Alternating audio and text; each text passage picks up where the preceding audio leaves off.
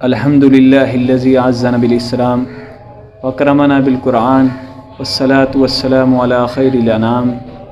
اما بعد فاعوذ باللہ من الشیطان الرجیم بسم اللہ الرحمن الرحیم قال اللہ تبارک و تعالی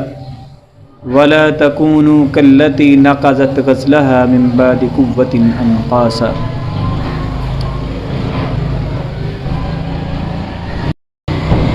وقال في مقام آخر فمن يعمل مثقال ذرة خيرا يره ومن يعمل مثقال ذرة شرا يره۔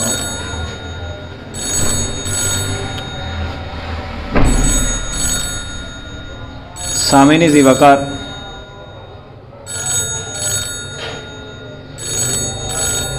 دنیا کے اندر انسان اپنے مال کو، اپنی دولت کو، اپنی جمع پونجی کو محفوظ، سیو اور سیکیورٹی کے اندر رکھنے کے لیے کام کرتا ہے۔ وہ اگر اپنے گھر میں رکھتا ہے تو جو اس کی زندگی کا جمع شدہ مال ہوتا ہے، جس کو اس نے اپنے بڑے خون پسینے سے کمایا ہوتا ہے، اس کمائی کو وہ ایک گھر کی سیف میں رکھتا ہے۔ وہ سیف کیسی بنی ہوتی ہے کہ ایک بڑی سیف ہوتی ہے، اس کے اندر کئی ایک دراز ہوتے ہیں، کئی ایک درازوں میں سے خانے ہوتے ہیں، کچھ چھوٹے خانے ہوتے ہیں، ان کے اندر پھر ایک محفوظ گلہ ہوتا ہے، اس کے اندر وہ اپنی جمع پونجی کو سٹور کرتا ہے، رکھتا ہے، پھر اس کو لاک لگاتا ہے، سیو کر کے اپنے گھر کی کسی کارنامے میں رکھتا ہے، کسی محفوظ کمرے میں رکھتا ہے، پھر اس کے اوپر سیکیورٹی کیمرے لگائے جاتے ہیں، اس کی حفاظت کے لیے گارڈ بٹھائے جاتے ہیں۔ کیوں؟ پوری زندگی کا مال ہے، جمع کیا ہے، ابھی اسے چور نہ لے جائے، کوئی اٹھا کے نہ لے جائے، زندگی لگائی ہے اس پہ۔ اور اگر اس کو بینک میں جمع کرواتا ہے تو بینک کے بھی ایک کوڈ نمبر ہے، کوڈ نمبر کے بعد اس کے آگے محفوظ گلے ہیں، اس محفوظ گلوں کے اندر محفوظ لاکر ہوتے ہیں، ان کے اندر اس نے اپنے مال کو رکھنا ہے، اپنی تجوری کو سنبھال کے رکھنا ہے۔ کیوں؟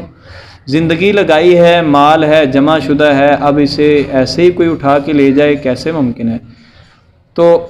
ہم نے آج دیکھنا یہ ہے، 28 رمضان المبارک ہے 1444 ہجری،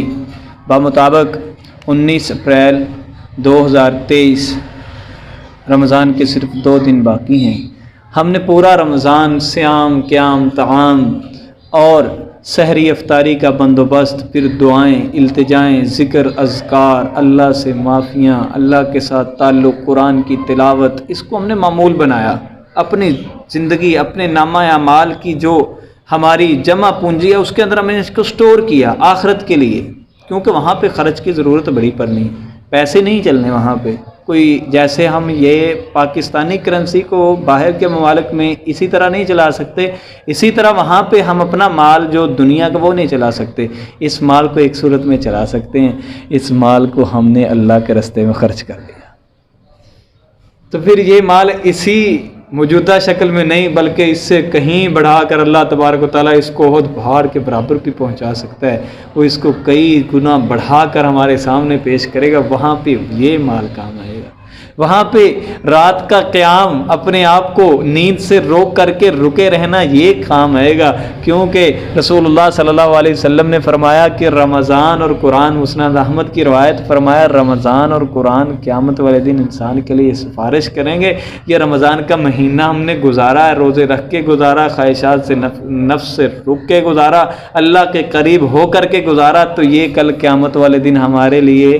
بخشش کا ذریعہ بن جائے گا۔ یہ ہے آخرت کی جمع پونجی جس کو ہم نے وہاں پہ صرف کرنا ہے۔ اس کے بعد قرآن پڑھا، دن کے اندر پڑھا، رات کے اندر پڑھا، اس کو سمجھا، اس کے دروس سنے، اس پہ عمل کیا، عمل کی کوشش کی، اٹک اٹک کے پڑھنے کی کوشش کی، یہ قرآن کل قیامت والے دن سفارشی بن جائے گا۔ اب ہم نے ساری جمع پونجی جمع کر لی، دن آخری چل رہے ہیں، کیا ہماری جو پہلے دن کی روٹین تھی وہی اب بھی برقرار ہے؟ وہی دن، وہی طرز طریقہ وہی چل رہا ہے، یا ہم عید کی شاپنگ، اس کے سلسلے میں بازار کے چکر، پھر نظر کا فتنہ، موبائل پہ ہم نے اپنی نئی نئی ایپ ڈاؤن لوڈ کرنا شروع کر دیں، اپنے موبائل کا پیکج ری سٹارٹ کر لیا، دوبارہ لگوا لیا، اگلے مہینے گزارنے ہیں بھائی، ٹھیک ہے جی لگوا لیا، اب دیکھنا یہ ہے کہ وہ جو ہمارا بڑا دشمن ہے نا شیطان، اس کو اللہ نے چھوڑ دینا ہے رمضان کے بعد۔ تو اس دشمن سے ہم نے بچنے کے لیے اپنا پروٹیکشن کور کیسا رکھا ہے، اپنے ارد گرد شیلڈ کیسی لگائی ہے کہ جب دشمن حملہ کرتا ہے تو ہم اس کا دفاع کرنے کے لیے اس کے سامنے کیا چیز رکھتے ہیں، یہ ہم نے دیکھنا ہے کہ وہ شیطان جو ہمارا دشمن ہے وہ ہم پہ حملہ کرنے کے لیے اپنی تیاری باندھے چکا ہوگا، اس کے لشکر سارے جنات کو چھوڑ دیا جائے گا۔ تو اس وقت ہم نے اپنے آپ کو کیسے بچانا ہے، اپنی اس جمع پونجی کو کیا ہم نے چور اچکوں کے ہاتھوں میں دے دینا ہے؟ اپنے گھر کا مال جو ہم نے پوری زندگی بچایا ہوتا ہے، اپنی پراپرٹی ڈیلنگ کر کے، اپنا کاروبار کر کے، اپنے کھیت بو کر کے، اپنی زندگی کو منظم کر کے، بہت بچا کے جمع پونجی جمع کی ہوتی ہے، اور اس کو لگانے کے لیے ہم کیا کرتے ہیں کہ اپنا بچا ہوا مال گھر کے محفوظ گلے کے اندر ایسے محفوظ کرتے ہیں کہ جیسے ہمارا کوئی چور آنے والا، کوئی ڈاکو ہمارا یہ مال نہ چرا سکے۔ تو کیا ہم اپنے رمضان کی یہ نیکیاں، رمضان کی یہ برکتیں، رمضان کی یہ بہاریں جو ہم نے بچا کے اپنے نامہ اعمال میں سمیٹ کے رکھی ہیں، کہ ہم نے اس کو اپنے اس دشمن چور کے لیے ویسے ہی چھوڑ دیا ہے؟ کیا اس کے لیے کوئی پروٹیکشن کور نہیں لگانا؟ کیا اس کے لیے ہم نے اللہ سے دعائیں کر لی ہیں؟ کیا ان کی بچت ہم نے نہیں کرنی؟ رسول اللہ صلی اللہ علیہ وسلم نے فرمایا الصوم جنہ،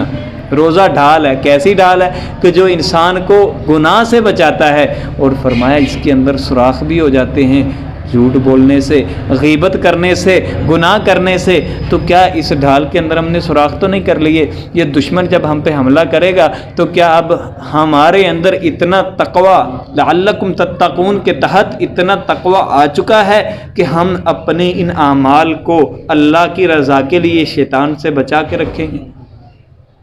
کوشش یہ کرنی ہے، ہم نے عزم یہ کرنا ہے، آج اللہ سے بخشش مانگ لیں، آج رمضان کی قدر کر لیں۔ اس ماہ کی مبارک راتوں کا قیام بہت قیمتی ہے، اس ماہ کی ہر گھڑی بہت قیمتی ہے، اور یہ رمضان کا مہینہ قرآن کا مہینہ ہے۔ اس کے اندر قرآن کو پڑھنے کا جو ہم نے ایک اپنا دستور بنایا، اس قرآن کے دستور کو زندگی کی باقی راتوں میں، باقی دنوں میں بھی برقرار رکھیں، گناہ سے بچیں، گھر والوں کو بچائیں، کیونکہ اللہ تبارک و تعالیٰ کے ہاں انسان نے جواب دینا ہے۔ اب ہم نے کیا کرنا ہے کہ اپنے جو حقوق اللہ کی طرف سے ہمارے ذمے ہیں ان کی حفاظت کرنی۔ رمضان کے بعد اپنی عبادات کا وہ سسٹم جو ہم نے جاری کیا تھا وہی جاری رہنا چاہیے، اور اس کے بعد قرآن کی تلاوت کا معمول جاری رہنا چاہیے، چاہے رمضان میں ایک پارہ تھا بعد میں ایک رکوع ہو جائے لیکن برقرار رہنا چاہیے۔ اس کے بعد ہم نے کوئی ایسی عبادت ایک اضافی شروع کرنی ہے جو ہم رمضان کے بعد بھی کریں تو رمضان کی یاد تازہ ہو۔